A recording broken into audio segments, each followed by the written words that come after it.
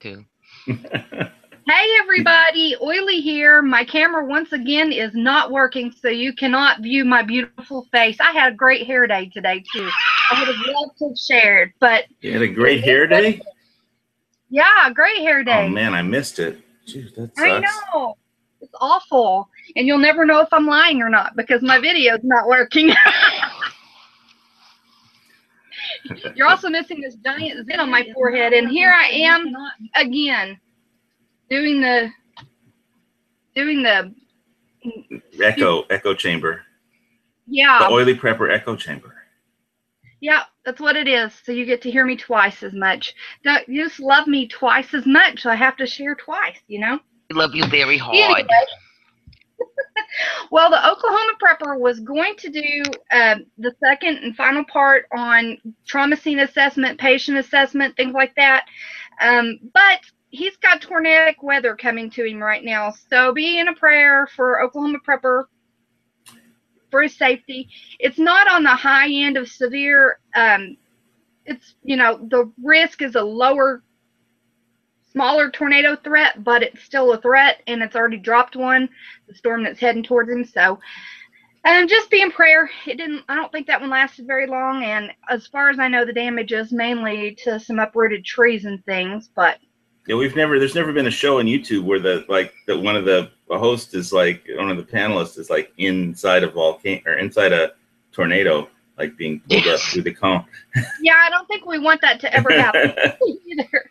Hey BC, hey Eye of the KI, We Tree Bonsai. Hey, BC did a knife giveaway today.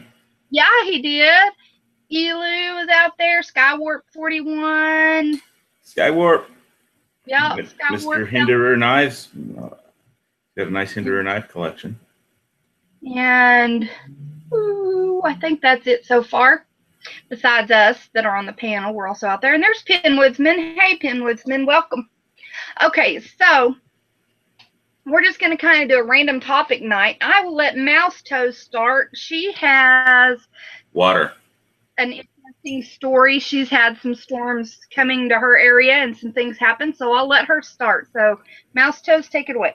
Okay, I am 60 years old and exhausted, but because I'm a prepper, I rocked this. When things go wrong, they go wrong. We've had more rain than we've had in 1,000 years here, which would have been nice if it came in June and I could have got another run on my tomatoes, but alas, it didn't happen. So one morning I get up and I think, I don't have much water pressure. And by the time I've brushed my teeth and washed my face and flushed the toilet, I have 0 water pressure. And being I'm a prepper who built a house with not only solar power, but battery backup to keep stuff moving in my well and getting pushed out my septic, I was left to stick my finger in my nose going, I don't understand what's happening. So I didn't have no water. So I go downstairs and I think, well, I'm just going to open the RO, which is 500 gallons, and fill up a couple of my, 150 milk jugs I got sitting around. Okay.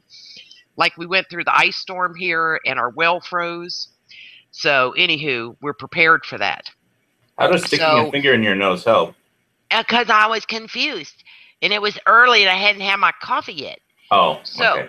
My RO has no water in it, which is a 500-gallon tank that is empty of water. So I go, well, I don't understand. So I go to my 90-gallon potable water tank and I fill up 2 jugs and I trudge upstairs. My husband's already got the coffee going. I just got to turn it on. So then I let my husband know. He texts our well digger who always comes and saves us because we're rookies and he loves our battery backup. And so he sent a guy out 3 days later because it's rained so hard. They were so behind on people who literally had well pumps go out and issues. And I was like, we'll be fine, right? So then all of a sudden, so my husband goes down there and he just changes us to straight well water. And on the second day, I go to turn on the water and I have none, which means my well pump died. So I now have 6 gallon jugs that I filled up from rain barrels for flushing our toilet. This 60-year-old woman has to haul them up the stairs. But I'm doing it because I'm ready, right? Well, 1 gallon bottles don't weigh that much. They weigh 8 pounds. Like And I I'm said, a woman, and I just said I'm 60, and I got to go up 12 feet of stairs. I am not a volcanic eruption. I am an elderly woman. Okay? So, I do that. So I'm prepared for that, which means we're prepared. So that was a serious bummer, but we never expected our RO to go and our pump. So my husband resets our well, because remember we got the solar battery back up. We still got no pressure. 10 minutes later, he by accident turns on the water. It reset it. So at this point, it's 8:30 at night, and it's raining like a mofo. I don't understand how there could be no water in your RO tank, because I mean that always just fills to the keeps. Our pressure switch, which is supposed to have a float in it, failed. Nothing bad broke but a pressure switch. But of course, they don't have a pressure switch in stock. So they came out and looked at it, and when it's your pressure switch for your little pump, it's a small pump, went out. And the so one that they've feeds ordered, your RO system. Yes. Okay. But it shouldn't have let it run dry. You know what I mean? So when it went out, It went out hard. So now they're going to put on a different system. So thankfully, we have a bunch of surge protectors. We've got it because we got evidently hit by lightning, and it blew out one of our solar blue things, which is a secondary system we added with this big copper grid in the ground and these big 4-post to 12-foot copper tubes, and it That's redirected probably what away attracted from the my lightning. house. Probably what attracted No, the it lightning. didn't. No, it didn't. So anyway, we won there, right? We could have got zapped and burnt to the ground, but the rain would have put it out, right? But it still would have stunk it. So our well digger, when we call him, he said, well, I got to come out there and get you water. And it's like he would have got here at 10 o'clock, and he was willing to come out to fix it. And I was like, no, we got plenty of water. He goes, you had enough for your potable water? So that was pretty interesting that he was interested in that. And so he's coming tomorrow. He'll have the new pressure switch, and then he'll check our well pump because we don't know why it happened, why it just stopped. Quit. Yeah, so nothing was cut. There was no flooding from the well. So, but in the meantime, it trashes your house, right? So you have these 6 milk jugs on your island that you're filling up your coffee pot and stuff with because, it's safer water and it's not hard, but you still smell the sulfur water. And then I worry about... You have a solar hot water heater at all that has water in it? That's what I was going to say. And I worry about my solar water heaters because I have 2, okay? Because once your pure well water in there, it starts building up that calcium at the bottom. You know what I mean? The hard deposits. So it gets better. So then we discover we had a leaky ice maker, which rotted out the hickory floor underneath it. Oh. And my carpenter, who was supposed to come Friday, who's brilliant, decided to come today. I had just gone to the farmer's market and got enough tomatoes so I could run my Vittorio. So I couldn't can Friday. I had to do it last night till 2:35 in the morning. And my carpenter showed up at 9. I'm like, we live on an island. Who the hell comes a day early? Are you not a professional? You say you're coming Thursday. You don't say this Thursday. I live on a beach island. When they say I'll be there Thursday, which one? Oh, 3 from now is what they usually say. At least you get people to pick up the phone. Is a Victoria some kind of canning device? Yes, it's this little hand crank. I have a video on it. I used to have this knuckle buster, which is a food mill where you got to boil your tomatoes. That would have taken me 7 gallons of water to get the skins to peel. And then you knuckle bust it in your sink over a bowl. Well, this one hooks on the side and you crank it out, right? So it all went well. But then I had to wash my dishes, by warming up my potable water in my microwave.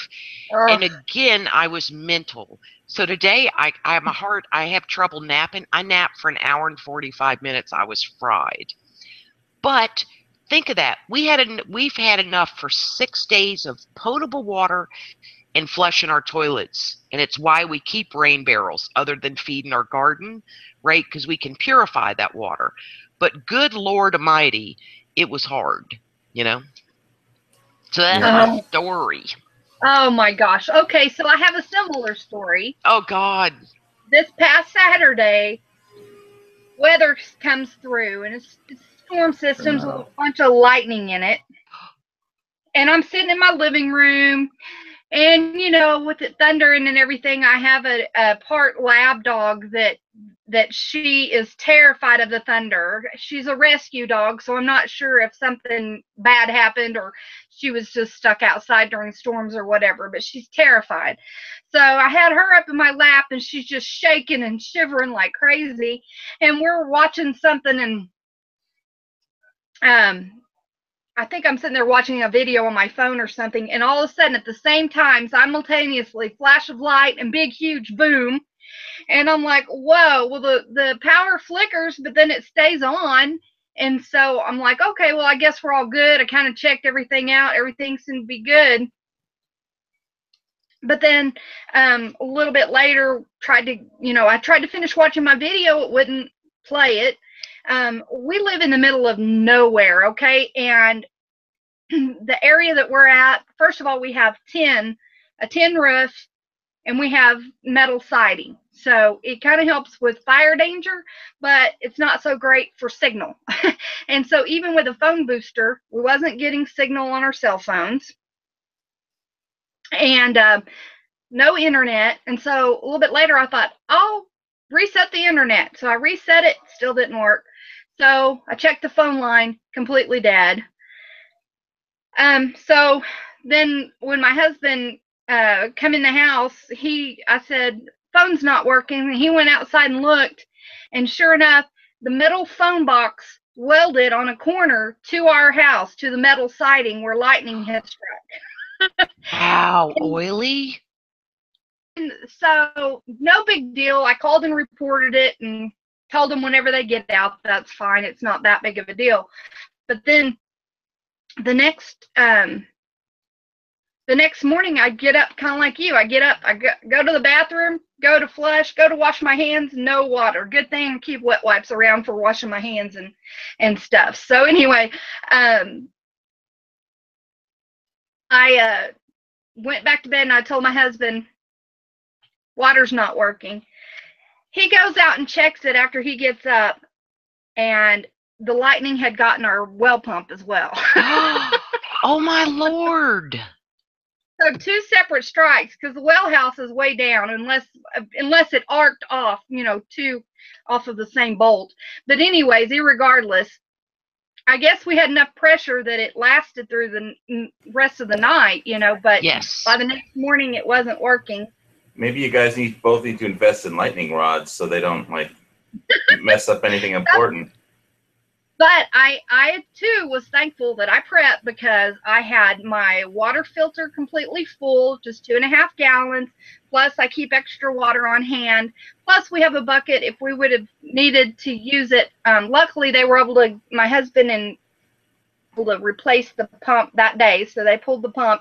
It's a 200-foot well, people. So they had to pull 200 feet of pipe with that pump on the end of it by hand. Got it out. Changed it out and replaced it. So he was pretty sore after pulling that. Yes. Anyway, thankfully they had it working by that evening, but we would have been okay because I had, we had plenty of water and stuff. So, and then we also have the cow tank out there that if electric goes out, we just towed in water from it and gravity flush our toilet. But yeah, it wasn't too terribly great of a deal, but thankfully we keep an extra pump on hand and stuff like that to have if we need it. So, and didn't it, praise God, all of that worked out. Didn't it let you keep a good attitude? Because that's what my husband said. He said, this has been 5 days of unpleasantness, but we just kind of ought to, and it was thankful, it wasn't quite dark yet, because I don't like going under my house, alligators, raccoons, diamondback rattlers at dark. And it was like we knew exactly what to do, and we just went into, let's get water upstairs. The only bad part, but I was thankful because you told me about the shower wipes, because I don't like baby wipes. Is after hauling all that water was completely sweaty. It was like, oh God, I need a shower. And those were ideal. And then I wasn't itchy, after using them, but felt refreshed. So yeah, you were ready. It still sucked, but you were ready. What state are you in, Mouse Toes? I know you've told me before. But... I'm on the coast of South Carolina. All right. And it's warm, and it was like 99.8% humidity and 93 degrees. So my clothes were wetter than the rain because I sweated a lot. Yeah. Well, I mean, it's the same way here. I was very, something that could be a highly stressful situation. If we didn't have a pump on hand, can you imagine? You had to go through having to wait. Yes. For that to get replaced or whatever. Mm-hmm. We usually keep an extra pressure switch and an extra pump on hand. We also have our well set up we did this a couple of years back. Finally, we're able to afford to do this. We had a switch put onto the well pump. We already had one for the house in the barn electric, but we didn't have one for the well pump, a switch so that we could hook a generator in. So we have that. Nice. I'm very grateful to get that done. We did that in between two ice storms when we had electric out for quite some time. Yeah, basically, everybody else was panicking. Yes. But we didn't have to panic. You know what I mean? It wasn't pleasant. It wasn't fun, but we were able to, be pretty comfortable, especially the second time when we had the water well going too. We just had both generators going. Yes. And the water stops, people start they start getting stressed out. And it's like for myself, I have I'm in a condo, and whenever they do any work from now on, I mean, the resident manager will actually call me before they shut off the water to do something, because the last time we got into it about water and clean barbecues is when I told him I was going to kill him. So he calls me. I mean, it's like, it sucks when you're taking a shower and then all the water just goes off without, and so then I had to go down and grab my little 5-gallon Rubbermaid, emergency water to dump it on my head. Yep. and then go downstairs and the guys say, yell at somebody, but it's yes, but I keep those. I got like a 5-gallon Rubbermaid thing of water, and I've got those at least one of those BPA or free Reliance blue 7-gallon containers full, and I've got some empties and a few other empty receptacles for water if I have time. But I've always got at least some up here, and so I don't have to get stuck having to carry something up a bunch of stairs or anything. It's just there. I mean, I think that's good for like a condo dweller, but that's excellent. You have more than most, I promise you, have in a condo or apartment or average home. Yeah, and just yesterday that guy the resident manager that I had threatened to kill or told him I was going to kill him. It was like, he said, "I'm going to knock on your door if the ship's not coming and there's no food," because I told him I did a taste test on the Mountain House, and I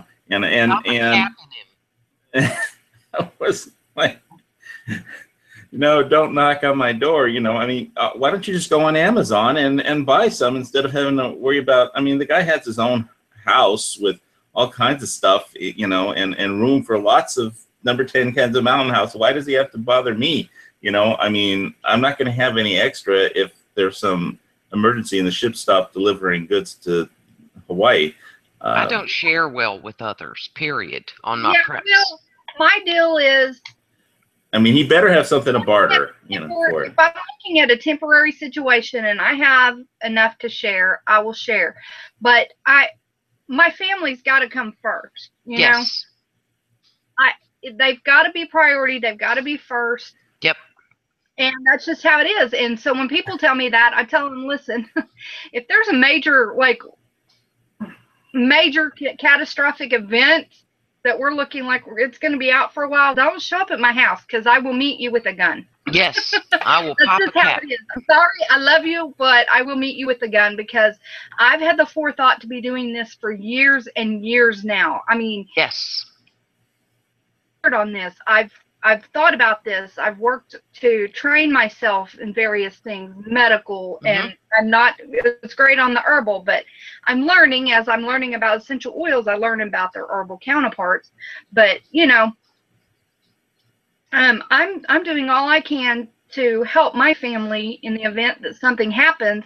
You know, you have the opportunity, the same opportunity I do, to do the same thing, you know.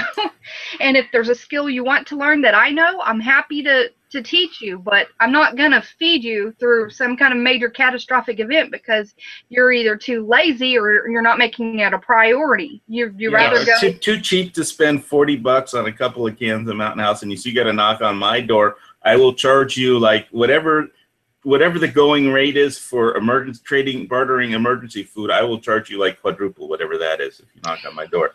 Like, but you know, more than that, you sacrifice in a budget to get these things. Our 90-gallon food-safe water barrel wasn't free. All our rain barrels were not free. We had to haul them down here, haul one way up in the air by our air conditioner. My cannon jars weren't free, my water jugs. And like your RO Willie filters, said, you know, everything costs money. And you could have spent it on something else. You know, exactly, like they did going out to eat 3 times a week.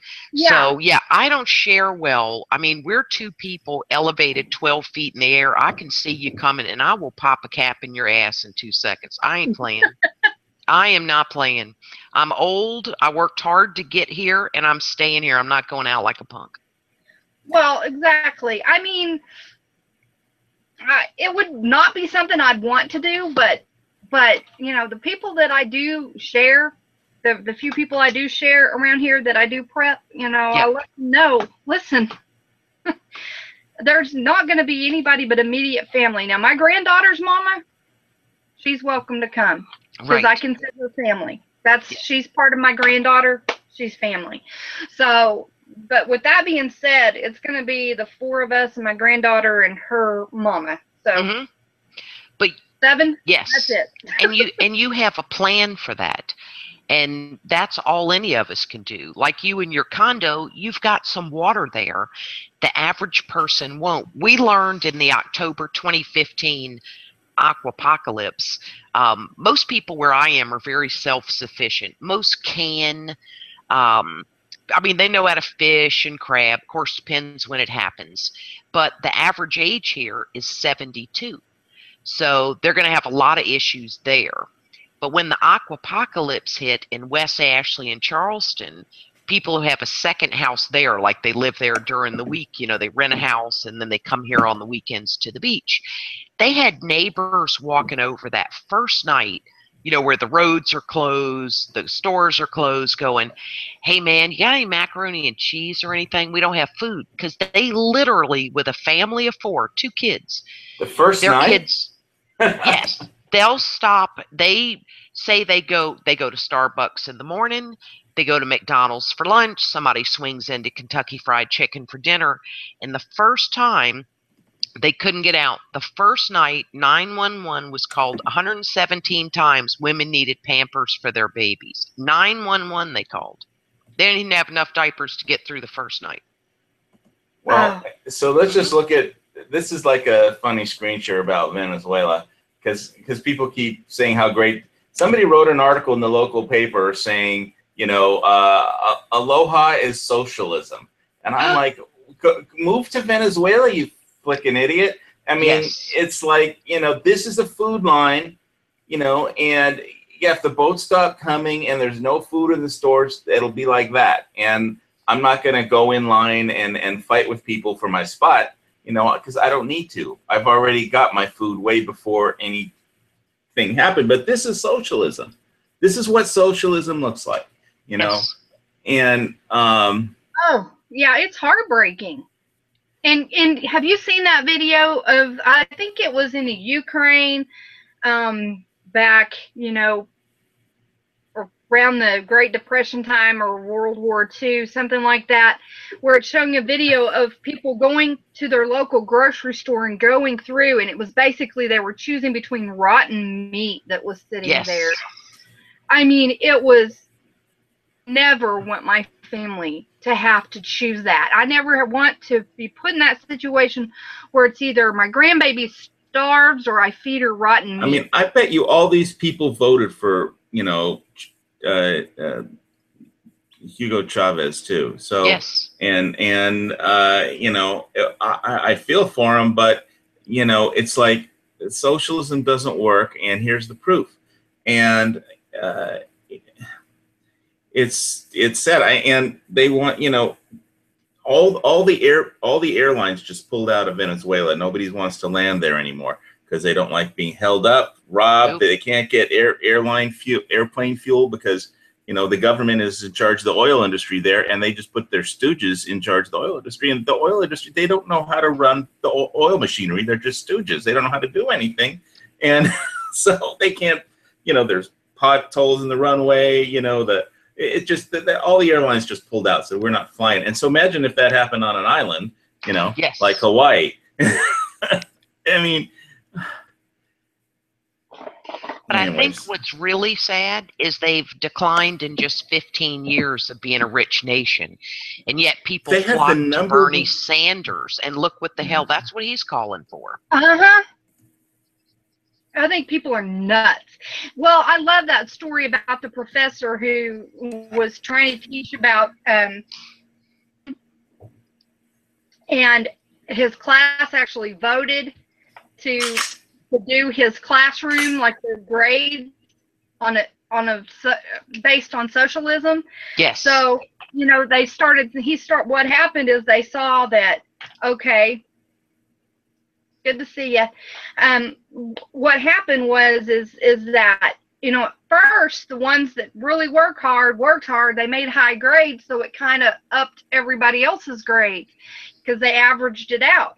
But after a while, they got tired of pulling all the weight and everybody getting credit for it, so they started slacking, and before you knew it, the whole class failed. It's the first time ever that class he doesn't failed. grade on a bell curve. And wait, if you grade on a bell curve, how can the whole class fail?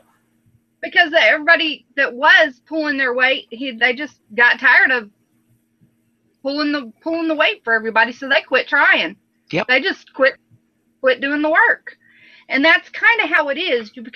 You create this dependent society to the point where they feel it's owed to them. They don't want to contribute. It all sounds wonderful and glorious and magnificent, but it doesn't work because just like in any situation, like if I went to a retreat, okay, there was about 10 of us ladies. Okay, I was hurting like a dog. I mean, bad. Between my head and my body, and my joints were all killing me. I had a major flare of inflammation going on. I was hurting, and it was in the middle of the summer, so it was hot, and I can't handle the heat. This place here, I am helping cook, helping clean, helping do all of it.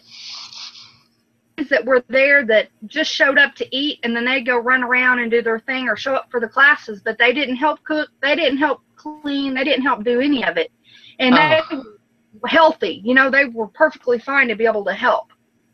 And so, you know, you get frustrated if you're the one doing all the work, and after a while, if you don't feel appreciated, you kind of just say, forget it, you know. I didn't on that trip, but if I had to do that long term, you know, I'd get tired of it. And remember, that's how Russia was, right? They have this spectacular architecture, stunning hotels, great food, really.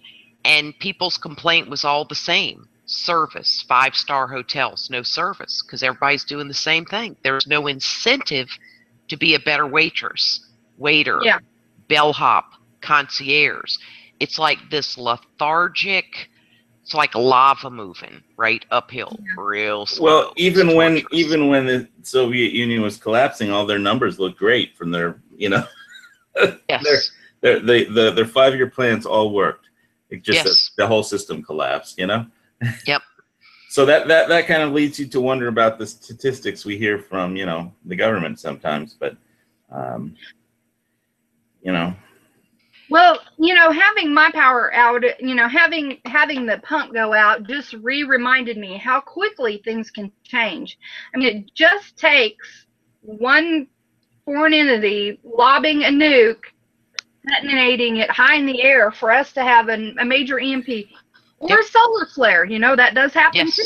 Well, yeah, a nukes, that has to be at a specific altitude, and it has a limited cone of effect, though, as far as how wide the EMP will burst will be. It's going to depend where it's at. If it hits, you know, about Kansas, yes, it's going to affect the majority of the continental United States. There's been numerous studies on that they've discussed. But despite that, wherever there is an EMP, most places don't have all of the stuff available. So you're talking, it could be anywhere from a few months up to years. A few years. Yeah, well, in Hawaii, just imagine if how hard it would be to get like some big transformer out here to replace if one goes bad or is just attacked by a terrorist or blown up or there's a lightning strike. It would take years to get anything out here, you know. Exactly. Most communities don't have you know, have it all for that number. Just like, you know, when we had our ice storm, we had something like 380 poles down just in our area. We still have only like one water pump working in Kona because like 5 water pumps, you know, in the city wells, and they're, you know, go down to the aquifers, you know, failed in relatively short order, and there are no backups around. So, and they instead of having backups, they, you know, custom order a specific pump of a specific kind for a specific well depth, and, you know, it takes like, you know, forever for that to get ordered and for it to get the company to deliver it because it has to be custom built. And you know, as opposed to just having some generic backup that they could throw in for a while until everything else happens, there aren't any backups. And so, yeah, we've been on water restrictions in West Hawaii for like, I don't know, several months just because, you know, they can't get any replacement pumps. You know, and this is run by the government and a very, you know. And then where do a lot of that come from? A lot of the transformers and things come from where? Probably China, someplace like that. So, you know, if they're not built in our country and major things happen to where shipping is not, you know. Well, we have a major thing with shipping even when the grid is up because of the 1920 Jones Act, you know, where everything has to be shipped to any in between U.S. ports called cabotage, and anything has to ship between one U.S. port and another U.S. port has to be shipped only on a U.S. built cargo container ship manned by a union crew, and there's like 2 of those on the planet. So, I mean, there used to be 3, but one went to Korea to have its engine rebuilt because it had some problems, and because its engine was rebuilt and they did some work on it in Korea, it no longer qualifies as a Jones Act ship. And that was a law they passed in 1920. So, you know, it's like cost a fortune to ship, you know, Raisin Bran out here or anything. You know? Yep.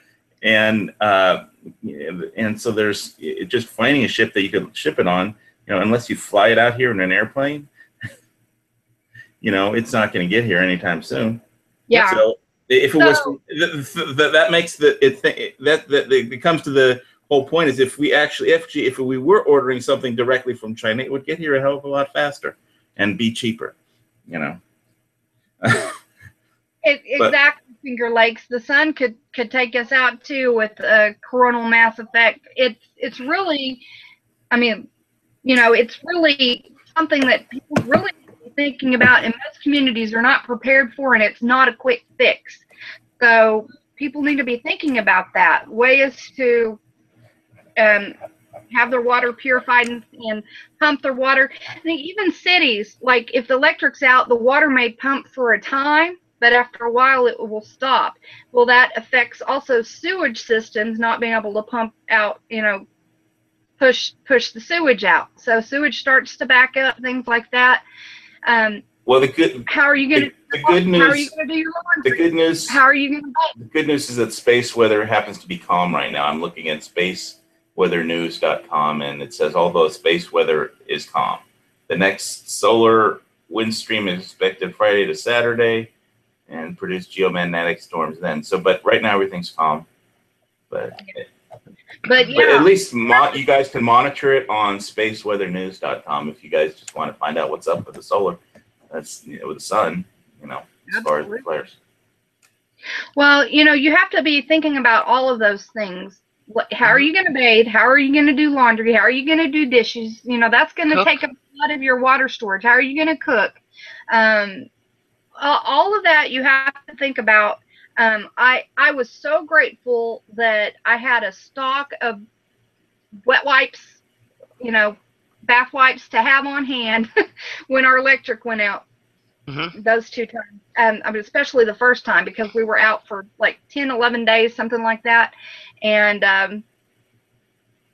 by the next time we had our water well where it be pulled up. And what we did was we would turn it on long enough to refill the jugs that we had, just to keep those filled, so we wasn't using all of our food storage, the jugs that we had opened, and do dishes and maybe a load of laundry, and then and get our baths. So we had just turn it on first thing in the morning for about 30 minutes to an hour to get everything going. We'd turn it off and then do the same in the evening for about 2 hours. We'd have the water going.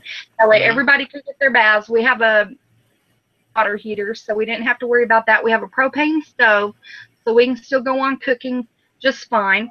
If you guys have seen my video over here on YouTube, I have my husband bought a propane tank, the big weenie propane tank. Yes. And the big Excedrin tablet. Yes. Yeah, those are cool. Anyway, yeah. Okay. Well, we have one that's shaped like a soccer ball. Oh. And then we have now we have that one, and that one ended up being 60% full when he bought it at this auction for $300. So basically, we paid for the propane that was in there. I mean, really, it was more than that probably, because it's a pretty good sized tank. So the propane guy was out today hooking up the 2 tanks together, and then he's going to come out before the prices go up. He's filling up our soccer ball tank, and we already have 40% in the other one. So wow, 60% in the other one. So we'll be ready for winter, amped up and ready to go, and we won't have to have him come and refill again till spring at least. But see, what's cool is you've made a plan. You could use that money somewhere else instead of, I don't need all that propane. Instead, you're covering your butt. And what you were talking about, we had the ice storm here, right? I think the first year we moved in. And what I lacked was, the little buckets that fit in your sink, the little dish buckets.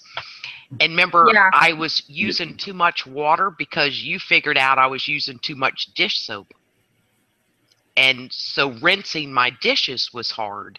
And it's so important to practice it, because when you're hauling that water, if you have to haul it out your door and pitch it over the side, you need some old tarps or some old absorbent towels that you can lay on your floor, right, to lead you to that path to do it, right?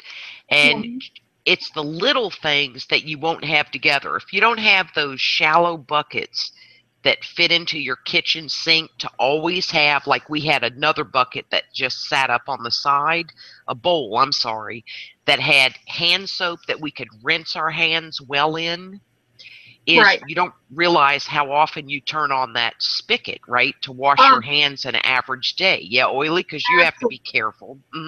Absolutely. I mean, that's one thing. I probably overwash my hands, but I can't help it. I just cannot. I don't want yuck. It's so easy for me to get sick. I have to be careful. Now, I've done a lot better since. Do you have like that Germex, for hand sanitizer in your house? I don't like the Germex. I love it.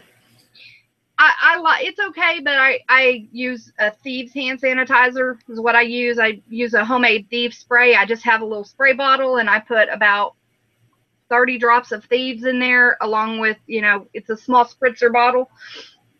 and I spritz that on my hands. But then I also have the wet wipes, so I have a way to, you know, sanitize. But yeah, I wash my hands constantly. Luckily, I don't get as sick as often, thankfully, since I started using essential oils. It's helped boost my immune system. But yeah, it's an issue. So, and also, I've mentioned this before, having a telephone that plugs directly in to your phone line, not a battery operated phone. You need one that a direct line. We keep it. It's a bright red phone. I would show it to you. I have it sitting here, but my camera won't work. Broken. So, red phone. That way, it's easy to find, easy to see. So basically, this week everything broke. Yes, if it could break, it broke it. It was broken so bad it broke it. I have the old princess phone that's a see-through and oily, so when it rings, it all lights up. Ah, there you go. Well, on getting one of those, people don't just buy a cheap one like from the dollar store. I've bought those before, and they hadn't worked right. They failed when I really needed them the most. I spent like $40 on a really good one that's a direct line that goes directly in, that's sturdy. Looks like those old finger dial ones, you know, but it doesn't have the rotary thing on it. It has the push buttons, but it's like that, so that, you know, it's sturdy, it'll last. Electric's out, you can still use your phone, but you just have to plug in one of these directly into your phone line. When we were in Greenville, we had an ice storm. I think it was 2005. And so I'm calling my neighbors. Everyone has cordless phones, right? And power's out. So I go, and I have a Mickey Mouse phone, an old classic Mickey Mouse phone. So I plug it in upstairs, and then my princess see-through phone downstairs. And I'm calling them. Nobody's answering their phone. Of course, and then you had answering machine more so. My doorbell starts ringing. Oh my God, why doesn't my phone work? I'm like, it's cordless. Okay, they don't get it. It just makes you go like, oh wow, okay. So I was like, gee, everybody didn't have a cell phone like they do now, but cell service also went out. So it was like unbelievable. But it was so fun to have my phone ring and like to be able to call Duke Power and go, okay, yo, what's up? When's power coming back? 8 days was the answer. Yeah. So I got to deliver that bad news to everybody who rang my doorbell, because my doorbell worked. Well, you know what in Hawaii electric company, it's called Helco. Oh wow. I had to teach all of my in-laws how to gravity flush a toilet. Had to demonstrate for them how to do that. Wow. During the ice storm, because they had no clue. So, you know, these are all things that a lot of people don't think about. And then when the time comes and they need to, when the electric's out, the water doesn't work if you don't have a hookup on your water well. So the toilet doesn't work, you know, when you live out in the country like this. So anyway, yeah, taught them how to gravity flush, and they just thought that was the greatest thing in the whole world. Do you know what cracks you up about people? Like, we're 12 feet up in the air, right? So we need a well pump. But when people go, I just don't understand why it's not coming out when they're like in a ranch house. And I'm just it's a finger in your nose moment. Were they lobotomized? I mean, I don't get it. You know, it's one thing when you're on a city service, but when you've lived on a well for 15 years and you don't understand when you're in a ranch, you know, a flat house. I mean, is your well above you? I mean, like they are in Kuwait, right? Where you've got the water storage at the top of the buildings. It comes out at 1,900 degrees, right? I just look at people and think, how could you live this long being dumber than a bag of hammers? I just don't get it, you know? That's crazy. Yeah. Well, and I just think people just they're so separated anymore from their food, how their food is, where it's grown. I mean, they think that it's okay to go to the grocery store and buy meat, but they get mad at hunters who hunt or people who slaughter their own animals. Cruelty. Yeah, they're so separated from the whole process of growing, of of being alive, of harvesting, of where everything that is provided to them comes from. They don't understand. So they take no accountability for any. You know, there's a certain of that I think comes with the economies of scale that have been used to, you know, deal with, you know, feeding a large population in urban, you know, settings where people are just separated from, you know, common sense. Yeah, and you know, so the economies of scales can work, you know, in some way, but it's I don't know why, you know, people can't just, you know, I don't know what to blame, the education system or just, you know, people just I can't even put it into words. When you look at people in the city, in cities especially, or people that live in towns, like they'll go and buy their food fresh with quotation marks, even though a lot of that food is 3 weeks or better, or even months old that they're getting. But they'll go to buy their food fresh every day for their meals. So they don't even have a day's worth of food on hand at a time, and then they're freaking out whenever something major happens. You know? Yep, and they don't. If they go to the store, you see them buying the box junk, the processed foods, honey buns, macaroni and cheese in a box. Seriously, you don't have a buttload of macaroni and even Velveeta somewhere in your house? That stuff is, I mean, I don't even know if that's food, but it doesn't even need to be refrigerated anymore. Well, you can't make macaroni and cheese without a box from Kraft. Well, it's I have a, you know, for an emergency, I have like a case of macaroni and cheese. You know, I never touch it pretty much. It just sit there in case. No, this is their food. That's their food, not their emergency food. That's their food. They're not going to go buy a chicken. Yeah. You know, I don't have a problem with having macaroni and cheese as emergency food, but you know, it's cheap and you can get it, you know, a big case of it at Costco for cheap, and it's a great barter item too. You know, if the shit hits the fan, you know, I may even buy some, you know, a few cartons of cigarettes, even though I can't smoke. You know, just as for barter items, but yeah, I'm talking about feeding a family in general. If you brought a hen, a dead chicken, okay, now let's say it's a chicken from the store, it's a Tyson's chicken, and you brought someone an eggplant, they would say to you, I don't know what to do with any of that. I have a friend who cannot make rice who buys minute rice. I'm like, hello, I dehydrate my leftover rice. It's the same thing. Do you know how expensive minute rice is? I'm like, that is epically expensive. But people don't prepare food anymore. They open a box of, for lack of a better word, give me convenience or give me death. That was a great Dead Kennedys album. There you go. Right. And it's one thing if you're like a single dude or a woman, but when you got children and people are munching a honey bun in the morning, right, you swing into Starbucks. I'm like, God, no wonder everybody's so sick. Just doesn't make sense. I love to cook and I love to eat good food, you know? So obviously I'll have to like raid the local Starbucks for all the, you know, pastries they have, you know, the first day of the apocalypse. I've got 2 Starbucks I can raid within, like, I'm in the center of Kona, and so I could like raid 2 Starbucks, take all their pastries, and you know, and they're within like a half a mile of the center of town. But do you think you'll be the only one thinking of that? No, but I'll be the first one there. And see, at least we say it jokingly. How many times have we heard, if there's an incident, I'm going to make a quick run to Walmart.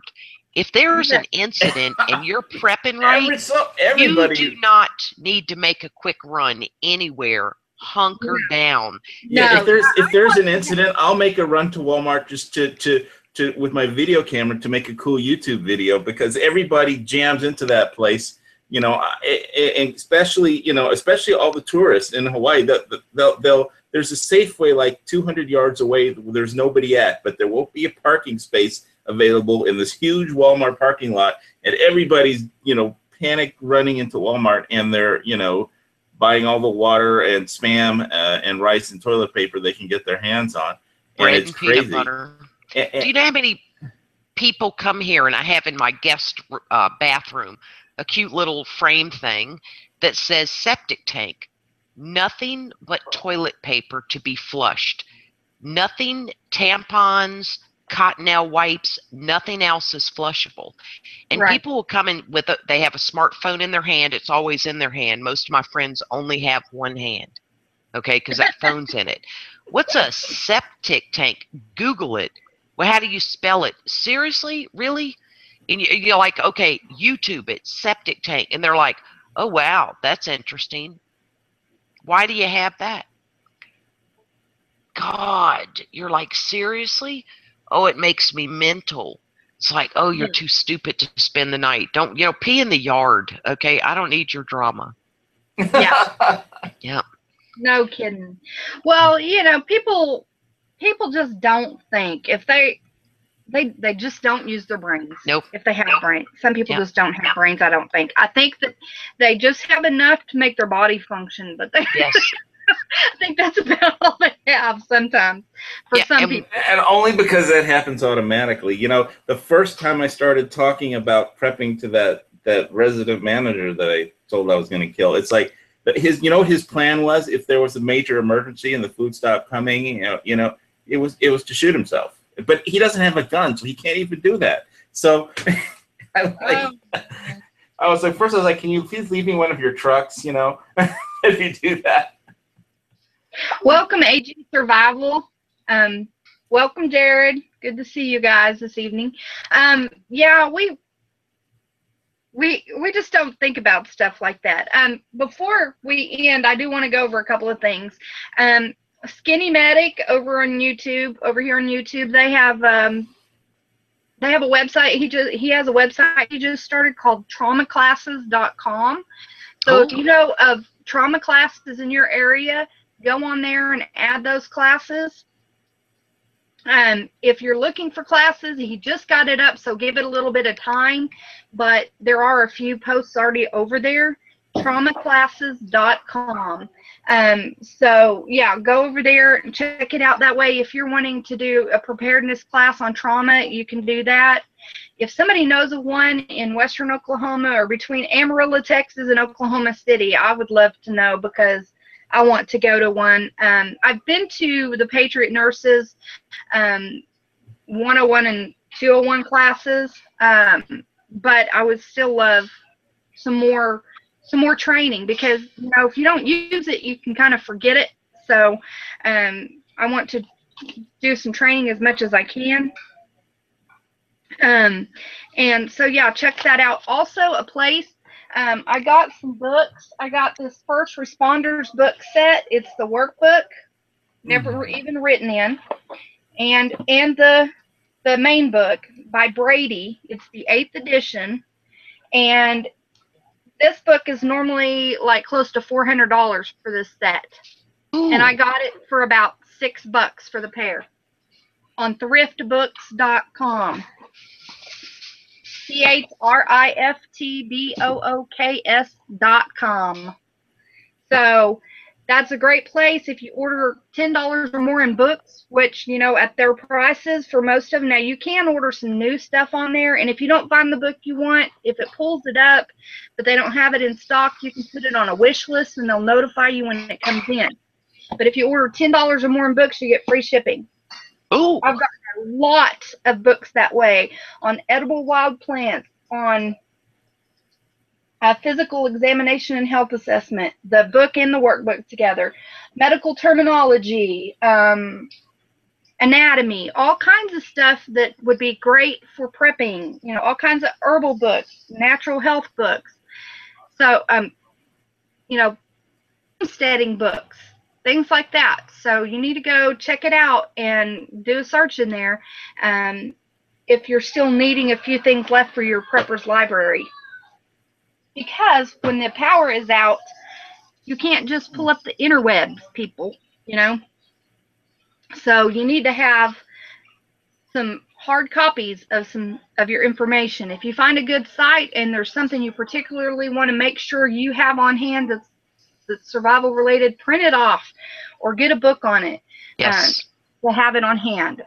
Raising livestock, gardens, again, remember, folks, you can't just go out and plant your seeds if something were to happen and expect everything to work out. You know? Yeah, it still amazes me that guy's plan was actually, in case the shit hits the fan, to shoot himself, except he didn't have a gun. So right, because guns are bad. Guns are bad. I know.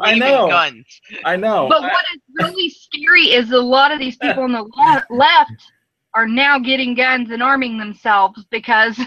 Well, if they all shoot themselves, then they'll be doing everybody a favor. But that's okay.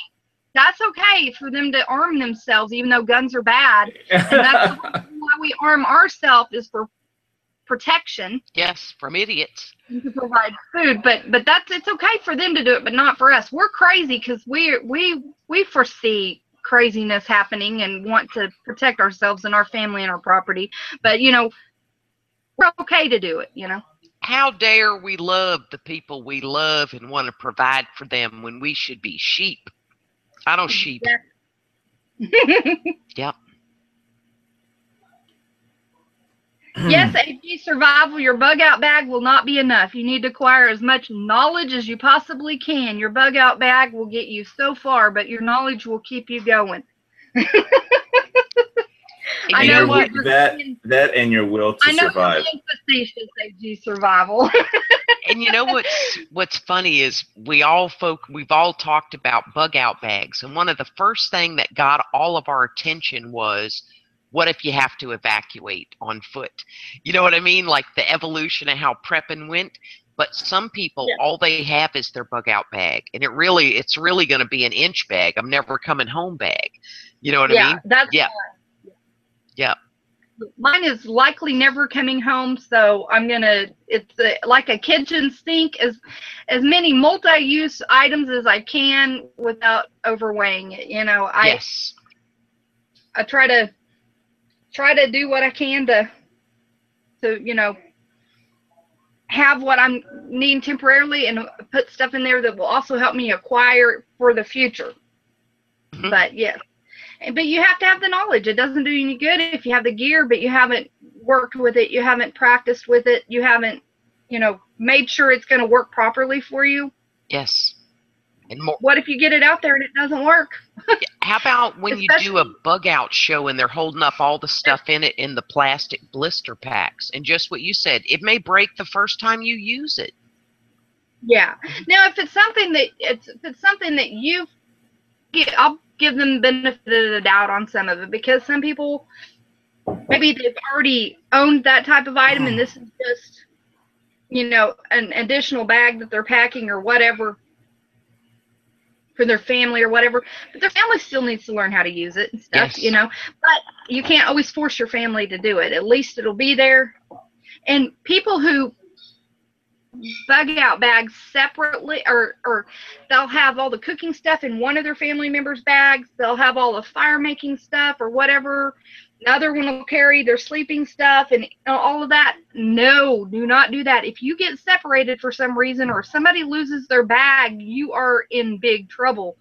Always pack, to me, this is just duh, you always pack everybody a full kit in their own bag. Yes. Way to make fire, water purification. What if you get separated? All I know is the next person that leaves a comment that I have too much stuff in my bug out bag is going to be in big trouble. Well, it's, if you feel like you're healthy enough and able to carry that, then that's on you. That's fine. I try to pack things that are light, multi-use, but there's going to be a point where, a tarp is not going to be super duper light. It's going to be lighter than some stuff, but a tarp's not going to be light, but that's shelter. There are also light tarps, but AG Survival made a good point. Canadian Prepper made a great point. In the early settlers' days, they needed covered wagons full of gear to make it across the plains. Guess hunting and fishing ain't good enough. And think about it. Nobody went out with just a bug out bag to cross the country, Well, but I get what they're saying, but just, you got to have a way to purify water. You got to have some flour. Remember, they survived on hardtack and biscuits, and, potable water. Remember the big barrels they had stuff. And yeah, so it's better to have something prepared. But like Oily and I just went through water issues, and even though it wasn't pleasant to go through it, there was a plan in place and not caught, literally thirsty, or with dirty hands. So there's a lot of comfort in being prepared just for typical things that happen. Just, general what is it, Murphy's Law, things that happen in 3. Yeah. If there's something bad that could happen, it probably will. So I'll end it on this. Prepare for the worst, seriously. And remember, 2 is 1, 1 is none. If you have just one. When shit goes wrong, it won't be just one thing that goes wrong. It'll be like, what do you call it when multiple things, one thing happens? No, I mean. Domino effect. No, that's not the word I'm thinking of, but it doesn't matter. It's just one thing happens, cascade effect. Yeah, it'll be like multiple things are going to go wrong all at the same time, and stuff happens moments. Yeah, it does. So guys, hopefully Oklahoma will be back next week to be able to finish up on his trauma deal. I'm sorry that we didn't get to that tonight, but he had, like I said, for those that came in late, from tornadic activity, storms coming through that had already dropped 1 tornado north of him. So he felt like it'd be better to say, no, we're not going to do that. So anyway, thank you guys so much for coming. Comment below if you have other thoughts on what we talked about. I'd love to know what your thoughts and comments and opinions are. Sorry if I didn't see all your comments on the side chat.